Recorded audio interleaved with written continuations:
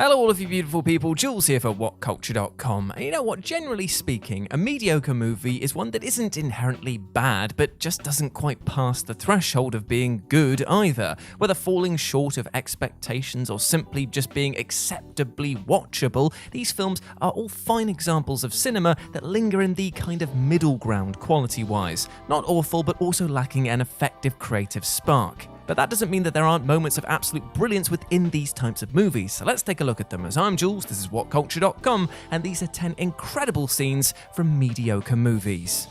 Number 10. Quicksilver evacuates the X-Mansion. X-Men Apocalypse. Now, X-Men Apocalypse turned out to be one of the most disappointing film in Fox's X-Men franchise, delivering a bloated, strangely generic follow-up to the brilliant Days of Future Past that failed to make the most of the iconic villain Apocalypse. But Apocalypse does feature a single grandstanding scene which makes sitting through the 144-minute slog of a movie actually almost worth it, and that's Quicksilver's delirious evacuation of the X-Mansion. Trying to match or even top Days of Future Past's unforgettable slow-motion Quicksilver scene was a pretty thankless task, but this scene is so impressive that it got pretty damn close. Set to the Eurythmics' Sweet Dreams Are Made of This, Quickie speeds through the X-Mansion, frantically evacuating the students after Apocalypse detonates an explosion in the building.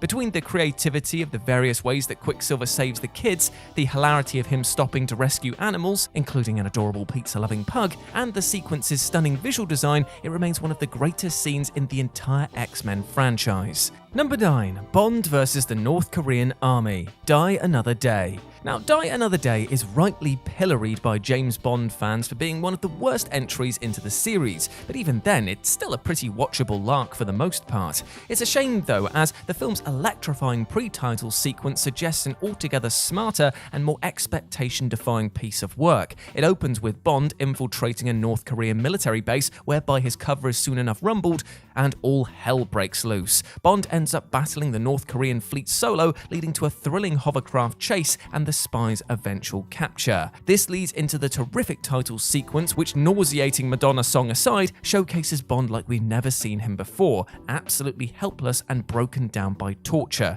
Sadly, this fascinating subversive narrative thread is abandoned soon enough with Bond's swift rescue, while the goofy nonsense that follows enthusiastically glosses over the clear trauma that he suffered after 14 months of torture in captivity. Number 8. Hanging from a Cliff. The Lost World Jurassic Park. Now, you'd be forgiven for assuming that the first Jurassic Park sequel wasn't directed by Steven Spielberg, considering how utterly slack or even pedestrian it feels overall, as though a hack for hire was basically trying to imitate the legendary filmmaker's style. But The Lost World was indeed helmed by Spielberg himself, albeit held at the mercy of a lousy script which, amongst other things, included a young gymnast drop-kicking a raptor. Yes, that happened. Yet there is a single scene where the director's signature penchant for suspense truly shines through, and that's when Ian Malcolm, Sarah Harding, and Nick Van Owen are left fighting for their lives as a dinosaur nudges their research trailer off of a cliff. It's a brilliantly designed sequence primed to wring out every last possible drop of suspense, and reaches peak Spielberg when Harding is left scrambling to escape the cracked trailer window before it shatters entirely. Unsurprisingly, this scene was also one of the two that Spielberg chose to translate directly from the source novel. The rest of the movie is just a loose adaptation at best, clearly appreciating its white-knuckle cinematic potential on the page. Number 7. The Birth of Sandman. Spider-Man 3. Spider-Man 3 is undeniably one of the most disappointing superhero movies ever made, and though it's certainly not an awful film, it's painfully obvious throughout that the director Sam Raimi's heart just wasn't in it.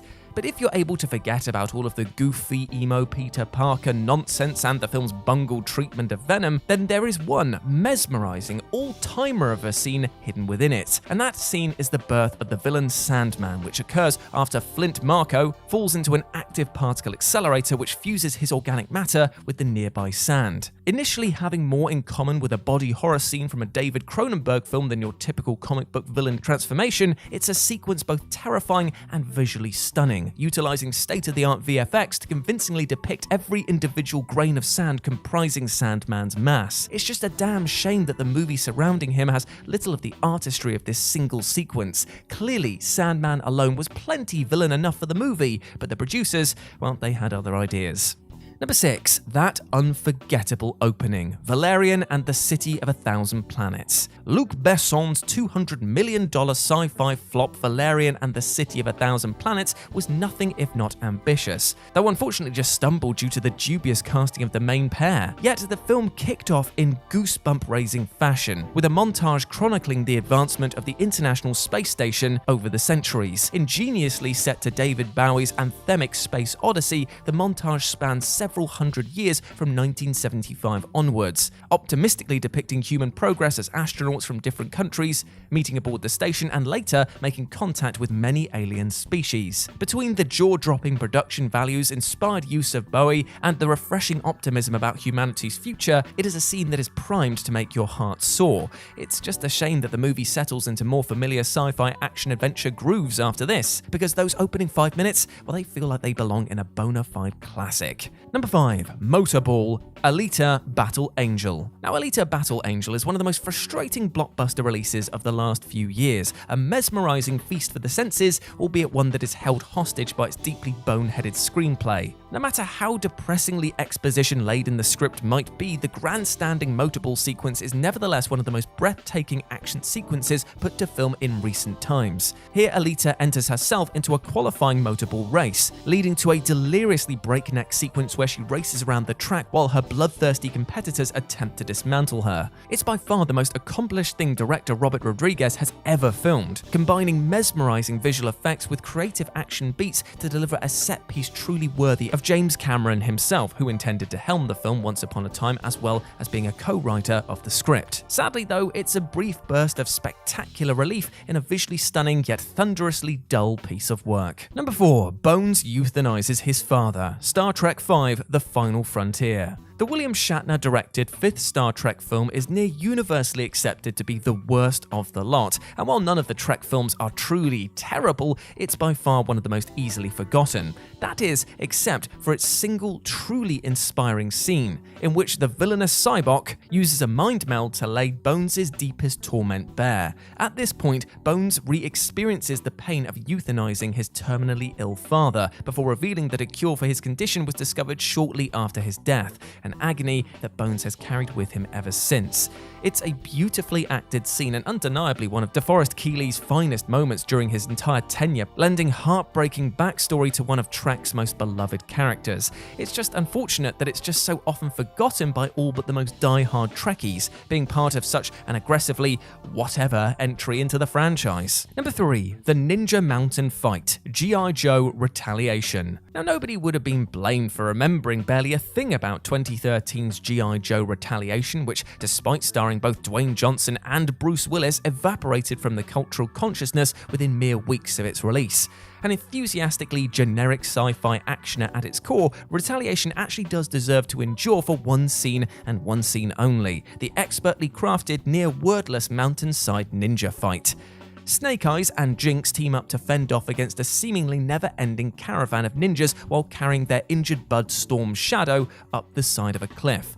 And it's the only sequence in the entire movie put together with real technical craft and playful ingenuity. Watching the heroes fearlessly run across a cliff face while mowing down ninjas with their swords is basically the blockbuster equivalent of a kid staging an impossibly epic battle with their action figures. Somehow, in a movie starring The Rock of all people, the best scene doesn't even feature him for even a single solitary second. Above all else, the sequence's technical excellence should have been plainly indicated that director John M. Chu, who went on to direct Crazy Rich Asians and In the Heights, was always destined for greater things. Number 2. The Opera House Assault, Tenet. A controversial choice, perhaps, considering that Christopher Nolan's Tenet has many passionate defenders, but the director's exposition-heavy, orally challenged presentation ultimately did his undeniably fascinating premise no favors whatsoever. The film nevertheless kicks off in unquestionably attention-grabbing fashion, with by far its best scene. Tenet begins with the protagonist taking part in a siege at the Opera House in Kiev,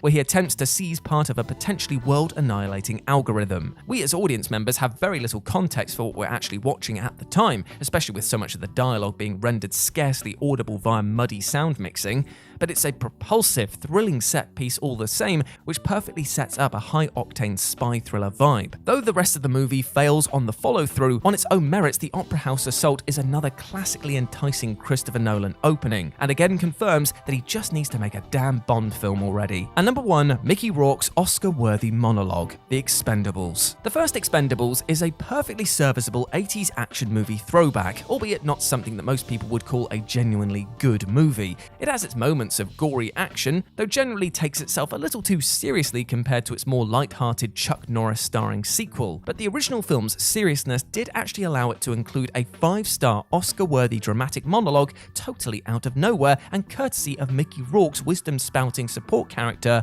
Tool. Midway through the film, Barney Ross visits Tool to discuss a woman that he left behind on a previous mission, prompting Tool to retort with his own soul-destroying story of a botched mission in Bosnia. His teammates have been slaughtered around him, but what he really remembers is watching a woman commit suicide by jumping off a bridge and doing nothing to save her despite having the chance. Rourke pours his heart and soul into this scene, conveying Tool's existential anguish with every fibre of his being, and it's capped off by the smart decision not to have Barry retort, but simply walk off in quiet devastation. Something this brilliantly acted has no business at all existing in a movie about Jurassic action heroes teaming up to mow down hordes of anonymous foreign goons, but here it is.